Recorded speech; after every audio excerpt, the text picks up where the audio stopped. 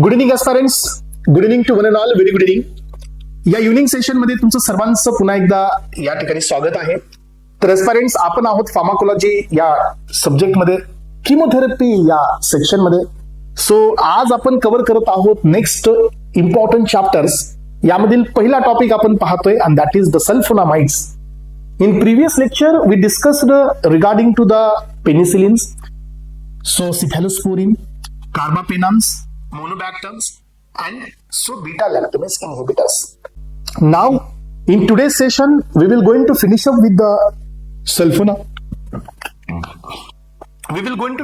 the sulfonamides, then tetracyclines, and then chloramphenicol. And aspirants, जे तुमच्या syllabus copy मध्ये दिले किमोथेरपीच्या मध्ये, त्यामधील हा एक इम्पॉर्टंट टॉपिक आहे. सो सल्फोनामाइडचे मेकॅनिझम, सल्फोनामाइडचं क्लासिफिकेशन, सल्फोनामाइडचं मेटाबॉलिझम, सल्फोनामाइडचे साईड इफेक्ट्स, असे बरेच पॉइंट्स, सल्फोनामाइडची हिस्ट्री, असे बरेच पॉइंट्स या टॉपिक मध्ये आहेत. वन बाय वन आपण हे डिस्कस करणार आहोत, यांची मेकॅनिझम क्लिअर करणार आहे, and then we will go for the next chapter. Okay, हे पहा, sulfonamide is a first antimicrobial agent effective against the pyrogenic bacteria. Pyrogenic चा मिनिंग असतो जे पायरोजन सिक्रेट करणारे बॅक्टेरिया असतात. पायरोजन कोण असतात? जे आपल्या बॉडीमध्ये फिवरला इन्हान्स करतात. तुम्हाला माहिती आहे की पॅरेंट्रल्स मध्ये पायरोजनची टेस्टिंग असते. सो पायरोजनचे एंडोटॉक्सिन युनिट्स आपण टेस्ट करतोय पेरेंट्स, वाया स्टर्लिटी टेस्ट, सो वाया लाल टेस्ट. सो जिथं आपल्याला पायरोजन आपल्या बॉडीमध्ये गेलेले नाही चालत.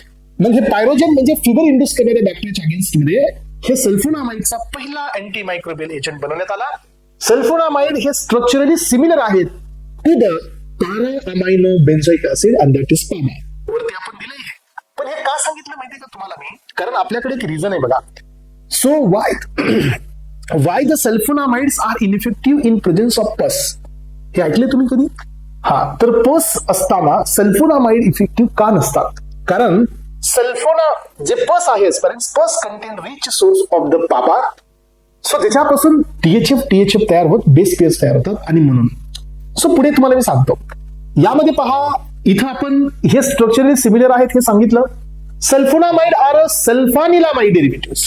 सल्फोनामाइड हे सल्फानिलामाइडचे डेरिव्हेटिव्ह आहेत. Have a low aqueous solubility. That is why sulfonamides are always given in the form of sodium salt. Sodium saltच्या फॉर्ममध्ये यांना दिलं जातं कारण यांची solubility कमी असते. Next bit, sulfafurazole. It is also known as a sulfioxazole. हा एक ड्रग आहे फ्रेंड्स, जो एक सल्फोनामाइडच आहे. सो जो यूज केला जातो युरिनरी ट्रॅक इन्फेक्शन वरती. And this is the question in DI 2019. So next one आहे सल्फाडायमिथॉक्झिन. एक लॉंग ऍक्टिंग सल्फोनामाइड आहे पेरेंट्स, जो वेटरनरी पर्पज साठी पण यूज केला जातो for the bacterial infection and so animal infection असतं हे तुमचं कोसिडायोसिस. हे एक्झाम मध्ये 2019 मध्ये झालेलं आहे. Next sulfasalazine. हा, तर पेरेंट्स सल्फासॅलाझिन हा एक प्रोड्रग असतो. It is used in guest so ulcerative colitis. Intestinal मध्ये ज्यावेळेला अल्सरेशन होतं ना, त्यावेळेला तिथं हा ड्रग युज केला जातो. याच्यामध्ये आझो बॉन्ड असतो पेरेंट्स, आणि it has two important moieties. एक असतो सो 5 अमायनो सॅलिसिलिक ऍसिड आणि सेकंड वन असते सल्फापिडिन. असे दोन मॉइटी ह्या सल्फासॅलाझिन मध्ये असतात. And this is the question. It was in 2021. Then लक्षात घ्या, सल्फोनामाइड हे बॅक्टेरियोस्टॅटिक आहेत बिकॉज हे पाबाच्या पाथवेला इनिबिट करतात. हे सायडल नाही आहेत, बॅक्टेरियोस्टॅटिक आहेत against gram positive and the gram negative bacteria. But aspirant जे अॅनारोब्स असतात हे सल्फोनामाइडनी डिस्ट्रॉय नाही होत. सो अॅनारोब्सच्या अगेन्स्ट मध्ये, अॅनारोबिक बॅक्टेरियाच्या अगेन्स्ट मध्ये सल्फोनामाइड हे टोटली रेजिस्टंट असतात. यानंतर पहा, सल्फोनामाइड हे पिक्चर मध्ये कसं आलं? जसं की आपण पाहिलं, पेनिसिलिनची पण डिस्कवरी हे अलेक्झांडर फ्लेमिंगनी केली. That was a serendipity. So करण्यासाठी गेले एक आणि डिस्कवर झाले एक. तसेच या ठिकाणी एस्पायरंट सल्फोनामाइड पण एक डाय होती, आणि हे डाय सो एक रेड डाय होती एस्पायरंट्स. सो ज्या डाईला अँटीबॅक्टेरियल ऍक्टिव्हिटी फाइंड आउट झाली. आणि हे कोण केलं? हे पहा, द प्रोटोसिल रुब्रम ही डाय आहे. Prontosil rubrum invented by Gerhard Domagk. ह्या सायंटिस्टनी ही डाय होती aspirants. So was the first commercial available antimicrobial red azo dye ही यूज केली as a medicine in 1930 for the curing the bacterial infection and he got a Nobel prize in this. सगळ्यात पहिल्यांदा ह्यांनी anti bacterial ही डाय तयार केली किंवा डाय तयार झाली, त्याचा वापर त्यांना फाइंड आउट झाला की हे अँटी बॅक्टेरियल डाय आहे. मग याच्यामधून ह्या प्रोटॉन्सिल डायला ब्रेक केल्यानंतर आपल्याला इथं मिळाला सल्फोनामाइड. अलग लक्षात. आणि यावरती त्यांना काय मिळालं स्टुडंट्स, यावरती त्यांना या ठिकाणी नोबेल प्राइज हे अवॉर्ड झाला. तर स्टुडंट्स याच्यामध्ये तुम्ही थोडंसं जर लक्ष देऊन पाहिलं तर तुम्हाला याचं या ठिकाणी आपण या डायचं स्ट्रक्चर तुम्हाला मी दाखवतो. हे पहा इथं आहे बघा. हे स्ट्रक्चर आहे. या स्ट्रक्चरच्या बेसिसवरती तुम्हाला लक्षात येईल की ह्या डाय मध्ये ना या ठिकाणी काय असतं या डायमध्ये ऍझो बॉन्ड असतो बघा. हे बघा दिसते तुम्हाला सगळ्यांनी तर स्ट्रक्चर मध्ये. हे तुमची प्रोटोसिल डाय आहे. हा एक मॉइटी आहे. इथं दोघांच्या मध्ये नायट्रोजन डबल बॉन्ड नायट्रोजन आहे आणि ही एक मॉइटी आहे. इथं ऍझो रिडक्टेज हा एन्झाइम काम करतो जो हा बॉन्ड ब्रेक करतो. आणि फ्रेंड्स आपल्याला काय मिळालं सांगा. या ठिकाणी आपल्याला मिळालेलं आहे सल्फानिलामाइड. हे पहा हे सल्फानिलामाइड इथं आपल्याला मिळाले. हे सल्फानिलामाइड म्हणजे सल्फोनामाइड. या प्रोटॉन्सिल डाय पासून नंतर आपण काय काढले, सल्फोनामाइड्स आपण इथं काढले. मग ही प्रोटॉन्सिल डाय जी होती फ्रेंड्स ही डोमेग या सायंटिस्टनी इन्व्हेंट केली. ही एक रेड ऍझो डाय होती. या डायला antibacterial activity find out झाली. त्यानंतर या डाय मधून आपण सल्फोनामाइडला इथे सिंथेसाइज केलं. हे पहा सल्फोनामाइड आपल्याला मिळाला. तिथं 1, 2, 3 हे ट्राय अमायनो बेन्झिन हे याचा बाय प्रोडक्ट झाला. आणि इथून आपण इथं एक्सट्रॅक्ट करून घेतलं. मग आता आणि याच्यावरती यांना काय मिळालं, नोबेल प्राइज मिळाला. चला तर एस्पायरंट्स आता आपण पुढे चाललोय क्लासिफिकेशन ऑफ सल्फोनामाइड्स. एस्पायरंट्स हे लक्षात घ्या, सल्फोनामाइडचं क्लासिफिकेशन म्हणजे खूप इम्पॉर्टंट क्लासिफिकेशन कन्सिडर केलं जातं. कारण यामध्ये 2 प्रकारचे क्लास आहेत. एक क्लास आहे on the basis of duration of action आणि सेकंड क्लास आहे on the basis of use. 2 बेसिसवरती हे क्लासिफिकेशन दिले आणि हे क्लासिफिकेशन परफेक्ट आहे. हे पहा पहिला क्लास आहे on the basis of duration of action. Short acting sulfonamides, sulfadiazine, sulfisoxazole, sulfamethizole, sulfacytine. Sulfacytine हा शॉर्टेस्ट ऍक्टिंग सल्फोनामाइड आहे. हे क्लासिफिकेशन आणि विकास सेट मध्ये दिलेल्या क्लासिफिकेशन मध्ये तुम्हाला थोडासा अंतर मिळेल पेरेंट्स. काही ऍडिशनल ड्रग तुम्हाला यामध्ये पाहायला मिळतील. यानंतर आहे इंटरमिडिएट ऍक्टिंग सल्फामिथॉक्साझोल, सल्फामोक्साझोल. 2 ड्रग इथं आले. यानंतरचा तिसरा क्लास आहे लॉंग ऍक्टिंग. लॉंग ऍक्टिंग मध्ये फ्रेंड्स सल्फाडॉक्झिन, सल्फामिथोपायराझिन, सल्फाडॉक्झिन ह्या सर्व सल्फोनामाइड मध्ये सर्वात लॉंगेस्ट ऍक्टिंग आहे. अलग लक्षात. यानंतरचा नेक्स्ट क्लास आहे according to the therapeutic uses. कोणता सल्फोनामाइड कोणत्या पर्पज साठी युज केला जातो या बेसिसवरती यांचं क्लासिफिकेशन देण्यात आलेलं आहे. पहिला क्लास आय इन्फेक्शन मध्ये sulfacetamide. Then second class burn infection मध्ये silver sulfadiazine and mafenide acetate. एक गोष्ट लक्षात ठेवा, जेवढे सल्फोनामाइड्स आहेत हे पसच्या प्रेझेन्स मध्ये इनइफेक्टिव्ह आहेत एक्सेप्ट 1 अँड दॅट इज मेफेनाइड. मेफेनाइड हा एकच सल्फोनामाइड आहे जो पसच्या प्रेझेन्स मध्ये पण इफेक्टिव्ह असतो. बिकॉज हा एक जो सल्फोनामाइड असतो तो अटिपिकल असतो. कारण या सल्फोनामाइडला त्याच्या बेन्झिन मध्ये जो NH2 ग्रुप असतो तो डायरेक्टली बेन्झिनला अटॅच नसतो. आतापर्यंत आपण काय पाहिलं की 4th पोझिशनला अमायनो ग्रुप आहे. हे अमायनो ग्रुप डायरेक्ट बेन्झिनला अटॅच आहे. पण याच्यामध्ये असं नसतं. मेफेनाइड मध्ये त्या बेन्झिन मध्ये आणि अमायनो ग्रुप मध्ये CH2 चा ब्रिज असतो. And that is why the mafenide is an atypical sulfonamide which is effective against pus or effective in presence of pus. बाकीचे सगळे सल्फोनामाइड पसच्या प्रेझेन्स मध्ये इफेक्टिव्ह नाही आहेत बिकॉज पस कंटेन पाबा आणि PABA antagonize the activity of sulfonamide. अलग लक्षात सगळ्यांना समजते का? पुढे या. नेक्स्ट वन आहे gastrointestinal tract infection. Succinyl sulfathiazole, थॅलिन सल्फाथायाझोल हे 2 क्लास झाले जे G8 इन्फेक्शन मध्ये, मेनिंजायटिस मध्ये सल्फाडायाझिन, युरिनरी ट्रॅक इन्फेक्शन मध्ये सल्फामिथॉक्साझोल. हे वरती आलं बघा DI मध्ये. सल्फामिथॉक्साझोल UTI इन्फेक्शन मध्ये, अल्सरेटिव्ह कोलायटिस मध्ये, इंटेस्टिनल इन्फेक्शन मध्ये सल्फासॅलाझिन, ओलसॅलाझिन हे 2 ड्रग आहेत. अजून काही ड्रग आहेत फ्रेंड्स. हा मलेरियाच्या केसमध्ये malaria just because of the plasmodium falciparum. मलेरियाचे आपल्याकडे 4 स्पेसीज असतात aspirants. Plasmodium falciparum, plasmodium vivax, plasmodium ovale and plasmodium malariae हे 4 स्पेसीज असतात. यामध्ये malaria just because of the plasmodium falciparum. त्यासाठी आपण काय करतो, सल्फाडॉक्झिन हा या ठिकाणी सल्फोनामाइड आहे पायरीमिथामाइन हा येस अँटी मलेरियल आहे. ह्या दोघांचं कॉम्बिनेशन इथे देतो, सल्फाडॉक्सिन प्लस पायरीमिथामाइन. यानंतर पहा टोक्झोप्लाझ्मोसिस साठी, न्यूमोसिस्टिस जिरोवेसिस साठी इन द एड्स पेशंट तर आपण सल्फाडायाझिनचं कॉम्बिनेशन पायरीमिथामाइन सोबत करतोय. हे सल्फाडॉक्सिम आहे, हे सल्फाडायाझिन आहे. यानंतर एस्पिरंट्स हे मात्र थोडस युनिक कॉम्बिनेशन आहे, कारण हा कॉम्बिनेशनचाच एक चॅप्टर आपल्याला आहे, आणि that is so traveller diarrhoea मध्ये आणि नो कार्डायोसिस मध्ये हे इन्फेक्शनचे प्रकार आहेत aspirants. Sulfamethoxazole and trimethoprim, this is called as a cotrimoxazole. तर हे कोट्रायमोक्साझोल असतं. यानंतर पहा DHFR रिडक्टेज इनहिबिटर्स, म्हणजे हे पण फोलेटचेच अँटागोनिस्ट असतात. पायरीमिथामाइन, मिथोट्रिक्झेट, प्रोगॉनिल, सो पेंटामिडिन हे ड्रग आहेत जे की फोलेटच्याच पाथवेला काम करतात, पण सल्फोनामाइडच्या नेक्स्ट स्टेपला. सो आपण पाहत आहोत मेकॅनिझम ऑफ सल्फोनामाइड. सल्फोनामाइडचे मेकॅनिझम क्लिअर करून घ्यायचे पेरेंट्स, तर तुम्हाला आधी क्लिअर पाहिजे फोलेटचा पाथवे. मग फोलेटच्या पाथवेमध्ये सिंथेसिस कुणापासून होतं ते एकदा समजून घ्या. सगळ्यात आधी इथं असतो PABA, this is your para amino benzoic acid, हा असतो पाबा. पाबाचं कॉम्बिनेशन कुणासोबत होतं माहितीये का? इथं एक असतो तुमचा सेकंड मॉइटी असतो, that is called as a pteridine. याचं नाव असतं टेरिडिन. मग काय होतं सांगा, सो पाबा प्लस टेरिडिन हे दोघं कॉम्बिनेशन मध्ये येतात आणि तुम्हाला इथं डायहायड्रोटेरोइक तयार होतं, आलं लक्षात, किंवा डायहायड्रोटेरोइक ऍसिड तयार होतं.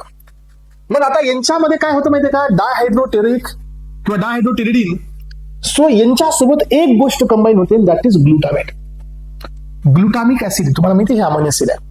तर हे डायहायड्रोटेरोइक ऍसिड आणि ग्लुटामेट हे दोघं कॉम्बिनेशन मध्ये येतात आणि यांचं कॉम्बिनेशन करण्याचं काम करतं डायहायड्रोफोलेट सिंथेज नावाचं एन्झाईम, आणि तयार होतं डायहायड्रोफोलेट म्हणजे DHF.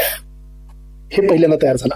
आणि यानंतर मग काय होतं सांगा, की हा DHF मध्ये एक बॉन्ड, इथं बघा इथला एक बॉन्ड काढला जातो, आणि हा एक बॉन्ड जर काढला तर हे होतं 1 2 3 4 टेट्राहायड्रोफोलेट तयार होतं स्परेन्स, आणि इथं तयार होतं THF.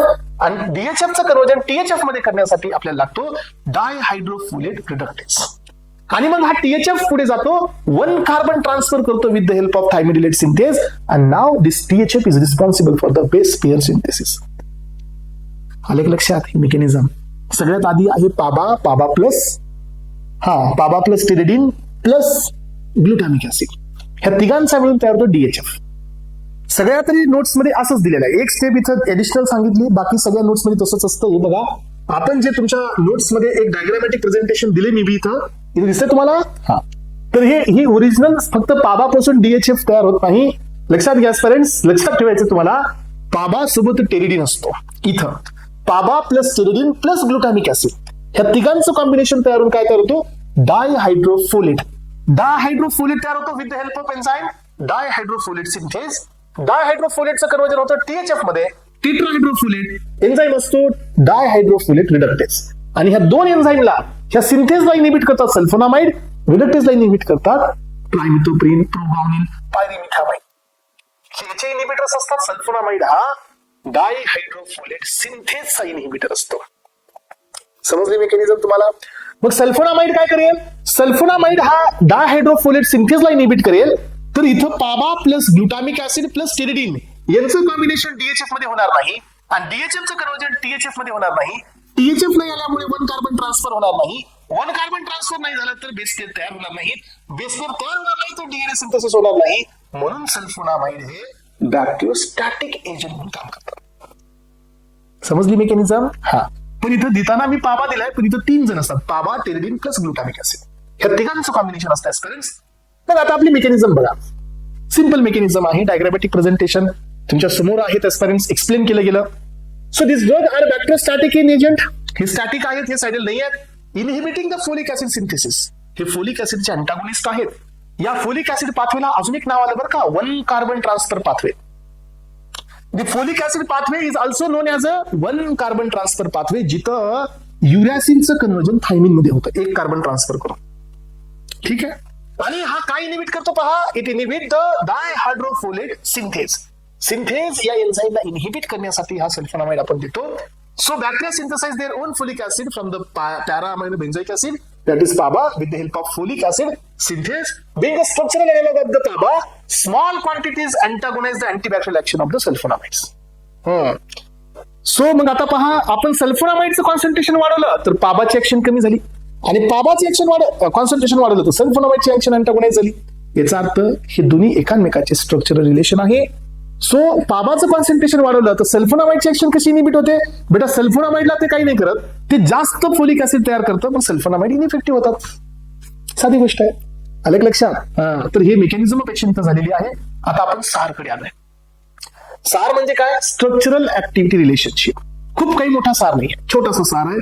सो जर फ्री पॅरा अमायनो ग्रुप असेल, that is essential for the antibacterial activity. याचा अर्थ फोर्थ पोझिशन जी आहे बेन्झिन वरती, para position essential for the antibacterial activity. यानंतर पहा, sulfonamide group just aspirants required to mimic the structure of PABA. N1 पोझिशनची जे सबस्टिट्यूशन आहे याच्यावर potency, solubility, so crystalluria आणि फार्माकोकायनेटिक प्रॉपर्टीज. क्रिस्टल युरिया काय असतो ते बी सांगतो तुम्हाला, just wait. Para position essential आहे फॉर द जिओमेट्री ऍक्शन. आणि जर तुम्ही N4 वरती जर बल्की सबस्टिट्यूशन जर दिलं एस्परन्स तर लॉस होत असते ऍक्टिव्हिटी एक्सेप्ट प्रोड्रग्स. प्रोड्रग्स हे पुन्हा बॉडीमध्ये ऍक्टिव्हेट होतात. त्याच्यामुळे तुम्हाला माहित असू द्या, सल्फोनामाइडचं मेटाबॉलिझम हे ऍसिटायलेशननी होतं. ऍसिटायलेशननी मेटाबॉलिझम होतं, तुम्हाला माहिती आहे. हा, ऍसिटायलेशननी मेटाबॉलिझम होतं. सल्फोनामाइड ही मेटाबॉलाइज होतात एन ऍसिटिल सल्फोनामाइड मध्ये.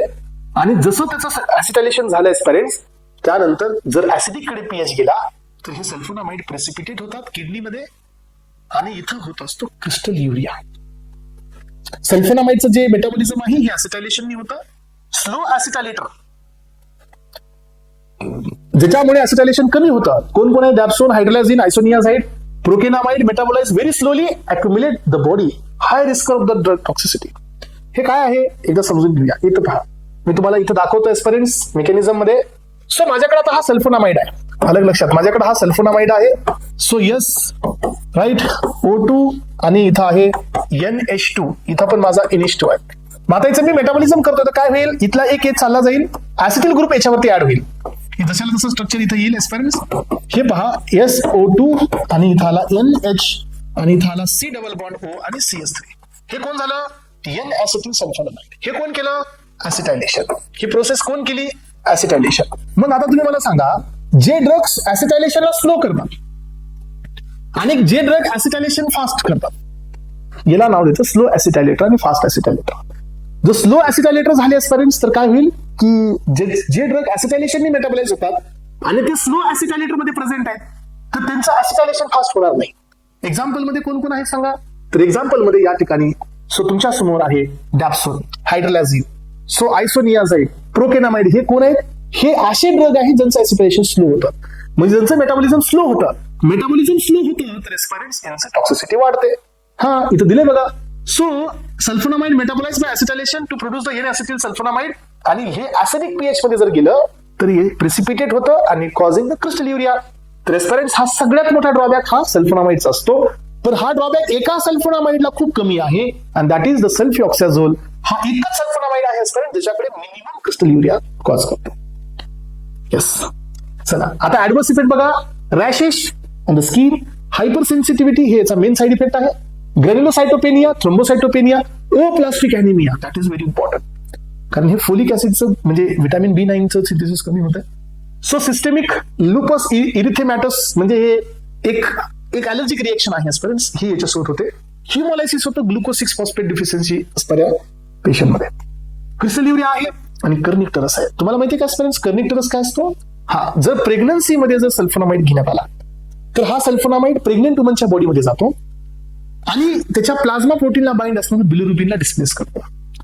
मग हे बिलिरुबिन ब्लडमध्ये येतं, मग हे बिलिरुबिन प्लॅसेंटाला क्रॉस करत फिटस मध्ये जातं आणि त्याच्या ब्रेनमध्ये अक्युमुलेट होतं, आणि that condition is called as kernicterus. त्यामुळे सल्फोनामाइड प्रेग्नन्सीमध्ये नाही घ्यायचा. तर एस्परेन्स आपल्याकडे आता काही इंडिव्हिज्युअल ड्रग आहेत. Sulphadiazine use together with the pyrimethamine, बघा हे आपण वापरला होता. So it has good penetration into the brain आणि CSF मध्ये सगळ्यात जास्त कॉन्सन्ट्रेशन असतं. सल्फाडॉक्झिम आपण पायरिमिथामाइन साठीच वापरतो, पण मलेरियासाठी वापरतो. सल्फासॅलिझिन हा प्रोड्रग आहे, व्हेरी इम्पॉर्टंट. याचे दोन फॉर्म तयार होतात, सल्फापिरिडिन आणि 5 अमायनो सॅलिसिलिक ऍसिड. हे DI मध्ये आलेलं आहे. दोन हे प्रोड्रग आहे, used to treat the ulcerative colitis आणि रुमॅटॉइड आर्थरायटिस. सो आपल्याकडे याचे काही डेरिव्हेटिव्ह आहेत. Olsalazine 5 amino salicylic acid plus 5 amino salicylic acid. Mesalazine मध्ये फक्त 5 अमायनो सॅलिसिलिक ऍसिड असतं. सो हे बालसॅलिसिन मध्ये 5 amino salicylic acid plus amino benzoyl alanine present असतात. हे जे काही ऍडिशनल अॅनालॉग्स आहेत जे मी तुम्हाला दिले हे घेऊन टाका, कारण हे पेपरमध्ये येऊ शकतात. यानंतर सल्फाएसिटामाइड हे 10% टॉपिकल सोल्युशन मध्ये वापरलं जातं ऍस्पायरंट्स ऍक्नी आणि सोरियासिस कंडिशन मध्ये. अलग लक्षात. डर्मॅटिटिस. सिल्वर सल्फाडायझिन हे बर्न इन्फेक्शन मध्ये it is contraindicated in the pregnancy. Pregnancy मध्ये नाही यायचं आहे. हे मेफिनाइल ऍसिटेट तुम्हाला मी सांगितलं it is not a typical sulphonamide. This is atypical sulphonamide. कारण का या सल्फोनामाइड मध्ये NH2 ग्रुप हा डायरेक्टली बेन्झिनला अटॅच नसतो. या सल्फोनामाइड मध्ये NH2 आणि बेन्झिनच्या मध्ये CH2 चं ब्रिज असतं. म्हणून हा टिपिकल नाही, हा अटिपिकल आहे. बर्निंग मध्ये याचा वापर आहे ऍस्पायरंट्स आणि याच्याकडे additional carbonic anhydrase inhibit reaction पण आहे. सो हा एकच सल्फोनामाइड आहे जो प्रेझेन्स ऑफ पस आणि स्यूडोमोनासच्या अगेन्स्ट मध्ये ऍक्टिव्ह आहे. ठीक आहे. तर ऍस्पायरंट्स अशा पद्धतीने तुमचे सल्फोनामाइड्स क्लिअर झाले. आता आपण चाललो नेक्स्ट बीट कडे आणि तो आहे कोट्रायमोक्साझोल. कोट्रायमोक्साझोल कोण आहे? Yes, we want sequential block. मग आपण काय केलं माहितीये का ऍस्पायरंट्स या ठिकाणी? सो आतापर्यंत आपण एकच काम केलं की जिथं आपण हे सिंथेसिस पाहिलं बघा, इथं 2 एन्झाईम होते. एक एन्झाईम होता डायहायड्रोफोलिक सिंथेस, दुसरा एन्झाईम होता डायहायड्रोफोलिक रिडक्टेस. हे 2 एन्झाईम मेन होते कशासाठी? फोलिक ऍसिडला बनवण्यासाठी. मग आपण सल्फोनामाइड देऊन काय केलं? एकाला इनिबिट केलं. पण ऍस्पायरंट्स एकाची पॉवर तेवढी जनरेट होत नव्हती. त्यामुळे काय झालं, सायंटिस्टने एक काम केलं की सल्फोनामाइडचा एक ड्रग घेतला आणि या खालच्या एन्झाईमला इनिबिट करणारा एक ड्रग घेतला आणि दोघांचं कॉम्बिनेशन बनवलं. कशासाठी? की एकाच टाइमाला हा पण ब्लॉक व्हावा, हा बी ब्लॉक व्हावा आणि we will get a sequential block म्हणून आपण कोट्रायमोक्साझोल बनवलं. कशामुळे? तर आपण 2 ड्रग घेतले ऍस्पायरंट्स. एक घेतला सल्फा मिथॉक्साझोल आणि दुसरा घेतला ट्रायमिथोप्रिम. ह्या दोघांचं कॉम्बिनेशन केलं आणि सिक्वेन्शियल ब्लॉक केलं, कारण ही प्रोसेस आपल्याला बंद करायची आहे. मग आता हा इंडिव्हिज्युअली स्टॅटिक होता, हा पण इंडिव्हिज्युअली स्टॅटिक होता, पण ज्याला दोघं कॉम्बिनेशन मध्ये घेतले की हे सायडल झाले. कळालं का? म्हणून कोट्रायमोक्साझोल हे बॅक्टेरिया स्टॅटिक नसतं, कोट्रायमोक्साझोल हे सायडल असतं. आणि कोट्रायमोक्साझोल मध्ये आपण सिक्वेन्शियल ब्लॉक करतो, यालाही ब्लॉक करतो, यालाही ब्लॉक करतो एकाच थेरपीमध्ये. सल्फा मिथॉक्साझोल याला ब्लॉक करेल, ट्रायमिथोप्रिम याला ब्लॉक करेल. आतापर्यंत आपण काय केलं? सल्फोनामाइड देऊन फक्त सिंथेसला ब्लॉक केलं. रिडक्टेस तर तसाच होता. म्हणून आपण या ठिकाणी ही थेरपी अडॉप्ट केली आणि कुणाला तयार केला? आपण कोट्रायमोक्साझोल तयार केला. So cause a sequential block of the folate metabolism according to the WHO approved fixed dose combination देण्यात आलं. सल्फा मिथॉक्साझोल आणि ट्रायमिथोप्रिमचं याचा रेशो होता ऍस्पायरंट्स 5:1 आणि हे सिलेक्टिव्हली इनहिबिट करतं सल्फा मिथॉक्साझोल सिंथेसला, ट्रायमिथोप्रिम इनहिबिट करतं रिडक्टेसला. म्हणून हा सिक्वेन्शियल ब्लॉक आहे. इंडिव्हिज्युअली हे दोघंही स्टॅटिक आहेत, पण कॉम्बिनेशन मध्ये दे आर बिकम सायडल. समजलं? बाकीची मेकॅनिझम समजली. ड्रग ऑफ चॉईस सो टोक्झोप्लाझ्मोसिस, निमोसिस्टिस कॅरिनी आणि नोकार्डायोसिस आणि ट्रॅव्हलर डायरिया वरी पण दिलाय बघा. तर ह्या सगळ्या इन्फेक्शन मध्ये याचा वापर आहे. सो कॉन्ट्राइंडिकेशन हे प्रेग्नन्सी मध्ये नाही द्यायचं. It is contraindicate in the pregnancy, कारण हे फोलिक ऍसिडचं सिंथेसिस ब्लॉक करणार. आता अजून एक कॉम्बिनेशन आहे, हे लेस यूज आहे, हे कॉम्बिनेशन यूज केलं जात नाही. कोट्रायमॅझिन हे कॉम्बिनेशन आहे ऍस्पायरंट्स ट्रायमिथोप्रिम प्लस सल्फा डायझिनचं. वरी होतं ट्रायमिथोप्रिम प्लस सल्फा मिथॉक्साझोलचं. इथं आहे सल्फा डायझिन. हे एवढं सुटेबल कॉम्बिनेशन नाही आहे. आणि अशा प्रकारे आपले या ठिकाणी सल्फोनामाइड्स क्लिअर झाले. Now we will move towards the tetracyclines. तर टेट्रासायक्लिन हे कोण असतात? टेट्रासायक्लिन्स हे प्रोटीन सिंथेसिस इनहिबिटर्स आहेत. यांचं काम आहे प्रोटीनचं सिंथेसिस ब्लॉक करणार. प्रोटीन सिंथेसिसची मेकॅनिझम तुम्हाला सर्वांना शिकवली आहे. स्टार्टिंगला हे झालेली बी आहे. सगळ्यात पहिल्यांदा tRNA mRNA. TRNA will cause so transfer RNA and mRNA will mRNA will act as a codon, tRNA will act as an anticodon, anticodon recognition आणि प्रोटीन सिंथेसिस होतात. मग हे टेट्रासायक्लिन्स आणि बरेच ड्रग्स या प्रोटीन सिंथेसिसला ब्लॉक करतात. कसे ब्लॉक करतात हे पहा. टेट्रासायक्लिन हे ब्रॉड स्पेक्ट्रम अँटीबायोटिक आहे. याच्याकडे 4 सायक्लिकची रिंग आहे, दॅट इज नॅप्थॅसिन. यामध्ये 4 सायक्लिक रिंग असते, that is naphthacene. Tetracycline primary bacteriostatic आहेत, obtain from the actinomycetes. Oxytetracycline याला आपण टेरामायसिन म्हणतो. असे याचे वेगळे बीज झाले. प्रोटीन सिंथेसिस मध्ये याचा मोठा रोल आहे. मग आता आपण याचं क्लासिफिकेशन पाहूया. पहिलं classification according to the duration of action. Short acting tetracycline ज्याचा हाफ लाईफ हा 6 to 8 hours आहे. Tetracycline, oxytetracycline, chlortetracycline. Intermediate acting ज्याचा हाफ लाईफ 12 आवर्स आहे डिमेट्रोसायक्लिन, मिथासायक्लिन. लॉंग ऍक्टिंग ज्याचा हाफ लाईफ हा 20 आवर्सच्या आसपास आहे 16 to 20. डॉक्सीसायक्लिन, मिनोसायक्लिन, टिगेसायक्लिन. सो टिगेसायक्लिनला दुसरं नाव आहे स्टुडंट्स ग्लायसिल सायक्लिन. सो इर्वासायक्लिन, फ्लोरोसायक्लिन आणि हा ओमॅडेसायक्लिन दॅट इज अमायनो मिथाइल सायक्लिन. हे काही नवीन अॅनालॉग तुम्हाला दिलेत मी जे की लॉंगर ऍक्टिंग आहे. आता याचे फार्माकोकायनेटिक जास्त महत्वाचे आहेत एस्पेरेंट्स. सो एस्पेरेंट्स तुम्ही मला सांगा की फार्माकोकायनेटिक्स मध्ये टेट्रासायक्लिन हे प्रेग्नन्सी मध्ये दिले जातो का? नाही दिला जात. Tetracycline is a contraindicate during the pregnancy, कारण हा टेट्रासायक्लिन अँफिफिलिक नेचरचा असतो. जर हा गेला तर हा फिटस मध्ये जाऊन बोन आणि टीथला डिफॉर्म करतो. दुसरी गोष्ट, tetracycline never be taken with the milk. जर टेट्रासायक्लिन मिल्क सोबत घेतला गेला किंवा दुसऱ्या कुठल्या आयन सोबत घेतला गेला तर तो आपल्या स्टमक मध्ये इन्सोल्युबल कॉम्प्लेक्स फॉर्म करतो आणि तो ऍब्झॉर्बच होत नाही. याचा अर्थ टेट्रासायक्लिनचे काही महत्वाचे बीट आहेत कायनेटिक्स मध्ये, म्हणून कायनेटिक्स एक्झामला येतात. पहिलं कायनेटिक बघा, याचं ऍब्झॉर्प्शन ठीक आहे, well absorb orally, but absorption is impaired by the divalent and trivalent cations. हे कॅटायन्स सोबत जर देण्यात आले असपर्यंत कॅल्शियम, मॅग्नेशियम, फेरस आणि अल्युमिनियम जे असतील तुमचे Al3+, Fe3+, Mg2+, कॅल्शियम 2+, यांच्यासोबत जर आपण यांना दिलं तर हे इन्सोल्युबल कॉम्प्लेक्स तयार करतात आणि टेट्रासायक्लिनचं ऍब्झॉर्प्शन बंद होतं. त्यामुळे आपण जनरली मिल्क सोबत त्यांना देतच नाही. त्यानंतर पहा, it forms non absorbable chelates यांचं दिलं तर, आणि याची बायो अवेलेबिलिटी कमी होते. टेट्रासायक्लिन क्रॉस प्लॅसेंटा आणि secreted by milk, so binds to the growing bone and the teeth. बघा, जर हा प्लॅसेंटाला क्रॉस करतो, बोन आणि टीथ सोबत बाइंड होतो आणि they will form a discoloration of the teeth आणि डिफॉर्मेशन ऑफ द बोन. त्यामुळे tetracycline contraindicate in the pregnancy and children below 8 years. हे टेट्रासायक्लिन नाही घ्यायचे. मिनोसायक्लिन हा एक टेट्रासायक्लिन आहे ज्याचं सगळ्यात जास्त सीएनएस मध्ये पेनिट्रेशन आहे. सो एस्पेरेंट्स, इथं इन्सोल्युबल कॉम्प्लेक्सच आहे हा, ज्याच्यामुळे ऍब्झॉर्प्शन होत नाही. टिगेसायक्लिन जो आहे एस्पेरेंट्स, याची टिश्यू पेनिट्रेशन पॉवर खूप जास्त एक्सिलेंट आहे. पुअर ब्लड लेवल असते, म्हणजे ब्लड मध्ये कमी आणि टिश्यू मध्ये जास्त असतो. प्रोटीन बाइंडिंग ऑर्डर जी आहे सगळ्यात जास्त टेट्रासायक्लिन मध्ये, मिनोसायक्लिन सगळ्यात जास्त बाइंड होतो, डॉक्सीसायक्लिन त्याच्यानंतर बाइंड होतो आणि टेट्रासायक्लिन ही त्याच्यानंतरची बाइंडिंग असते. मिनोसायक्लिन सगळ्यात जास्त बाइंड होतं एस्पेरेंट्स, ड्युरेशन पण जास्त असतं. All tetracycline excreted by urine except doxycycline. सगळेच्या सगळे टेट्रासायक्लिन किडनी मधून एक्सक्रीट होतात, एक टेट्रासायक्लिन सोडून, दॅट इज डॉक्सी, आणि त्याच्यामुळे पहा हे एक्सक्रीट होत असतं वाया बाईल अँड द फिसेस. त्यामुळे हे एकच टेट्रासायक्लिन आहे ज्या पर्सनला किडनी फेल्युअर आहे त्यांना आपण देऊ शकतो, कारण रिनल मधून हे एक्सक्रीट होतच नाही. चला, डॉक्सीसायक्लिन आणि मिनोसायक्लिन हे दोनच टेट्रासायक्लिन आहेत एस्पेरेंट्स ज्यांचं ऍब्झॉर्प्शन हे फूडच्या प्रेझेन्स मध्ये सध्या होतं. इररिस्पेक्टिव्ह टू द फूड, म्हणजे काय, फूडच्या प्रेझेन्स मध्ये डॉक्सी आणि मिनोसायक्लिनचं ऍब्झॉर्प्शन इम्पेअर होत नाही. आलं लक्षात? हे सगळे मेन पॉइंट आहेत, एक्झामला डायरेक्ट येणारे पॉइंट आहेत. हा, मग आता बघा याची मेकॅनिझम ऑफ ऍक्शन काय. जेवढे प्रोटीन सिंथेसिस इनिबिटर आहेत हे सगळे स्टॅटिक आहेत, अमायनो ग्लायकोसाइड आणि स्ट्रिप्टोग्रामिन सोडता. तर एस्पेरेंट्स हे पहा, आपण या ठिकाणी यांच्या मेकॅनिझम दिलेले आहेत. हे मेकॅनिझम पुढे डिस्क्रिप्शन.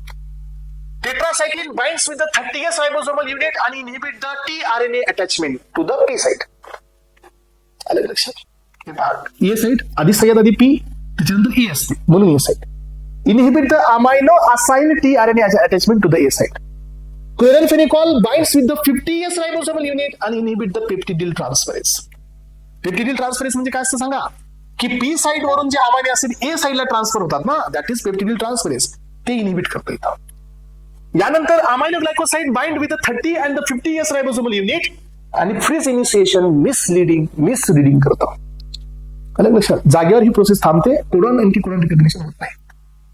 याच्यामधला एक असतो स्ट्रिप्टोमायसिन, हा बी अमायनो ग्लायकोसाइड आहे, फक्त हा 30S ला बाइंड होतो, तो बी कॉज करतो mRNA misreading and blocking initiation. Macrolides, erythromycin, clindamycin, lincosamide, streptogramin, spectinomycin, fusidic acid, हे सगळे जे सगळे 50S ला बाइंड होतात and they will inhibit the, काय इनहिबिट करतात हे, ट्रान्सलोकेशन. ट्रान्सलोकेशन काय असतं, P वाला E मध्ये, A वाला P मध्ये, दिस इज ट्रान्सलोकेशन, ते इनहिबिट करतात. हे स्टार्टिंगला शिकवले बघा, सगळ्यांना आठवत असेल. यानंतर पहा लिनेझोलाइड आहे, हा इनहिबिट करतो, हे 23 इयर्सला बाइंड होतो of the 50 S ribosomal unit, आणि हा पण मिसरीडिंग करतो. तर एस्पायरेंट्स, आता यानंतर टेट्रासायक्लिनच्या टॉक्सिसिटी. मी वरी देताना मेकॅनिझम सगळ्यांचे दिलेत बरं का, फक्त टेट्रासायक्लिनची नाही दिली मी, त्याच्यासोबत बाकीच्या पण दिल्यात तुम्हाला.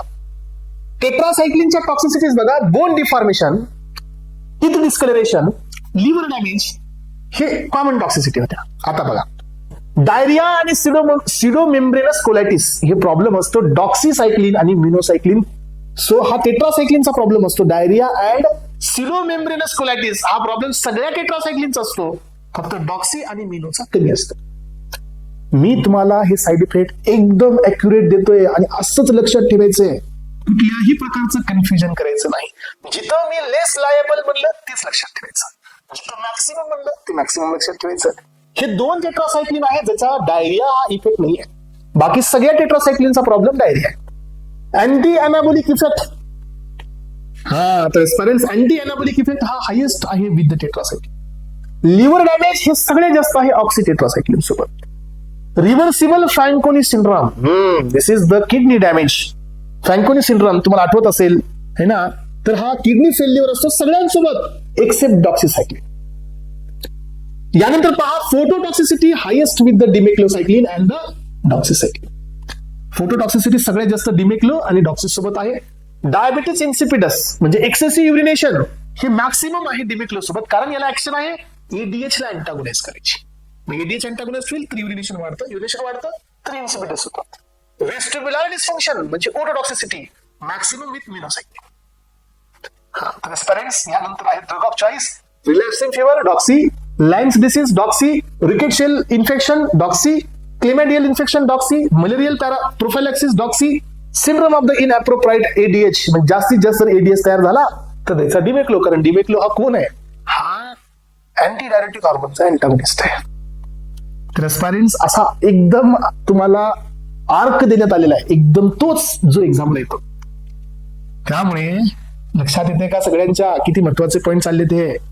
यानंतरचा नेक्स्ट आहे क्लोरॅनफिनिकॉल. मग एस्पायरेंट्स, क्लोरॅनफिनिकॉल हा कोण आहे, तर हा पण बॅक्टेरियोस्टॅटिक आहे, पण हा वाईड स्पेक्ट्रम आहे. क्लोरॅनफिनिकॉल ऑब्टेन फ्रॉम द स्ट्रिप्टोमायसिस वेनिझुली. स्ट्रिप्टोमायसिस वेनिझुली इथून ह्याला ऑब्टेन केलं होतं. हा डीआय मध्ये 2024 ला आलेला आहे. ह्या क्लोरॅनफिनिकॉल मध्ये नायट्रोबेन्झिन मॉइटी असते. बेन्झिन आणि नायट्रो असतं, responsible for the bacterial activity, antibacterial activity, आणि याच मॉइटीमुळे क्लोरॅनफिनिकॉलला इंटेन्स बिटर टेस्ट असते. हा आलं लक्षात. चला, chloramphenicol is a main drug for the drug of choice in typhoid fever. हा अॅनारोबच्या अगेन्स्ट मध्ये ऍक्टिव्ह असतो. मेकॅनिझम ऑफ ऍक्शन तीच आहे, binds with the 50 S ribosomal unit आणि inhibit the peptidyl transferase. Same mechanism, पेप्टिडिल ट्रान्सफरेजला इनहिबिट करणे याची मेकॅनिझम आहे. साइड इफेक्ट आहे aspirants bone marrow suppression, plastic anaemia. पण महत्वाचा साइड इफेक्ट काय आहे, so grey baby syndrome. DI मध्ये हा क्वेश्चन आहे, आणि न्यूबॉर्न मध्ये युरिडिन डायफॉस्फेट ग्लुकॉर्निल ट्रान्सफरेज हा एन्झाइम मिसिंग असतो, म्हणून त्या बेबीमध्ये क्लोरॅनफिनिकॉल हे मेटाबलाइज होत नाही, म्हणून त्याला ग्रे बेबी सिंड्रोम होतो. तर पेरेंट्स, अशा पद्धतीने लक्षात ठेवा आपण या ठिकाणी. सो या पर्यंत 3 चॅप्टर आज आपण क्लिअर केले. एक सल्फोनामाइड, दुसरा कोट्रायमोक्साझोल, तिसरा टेट्रासायक्लिन आणि क्लोरॅनफिनिकॉल.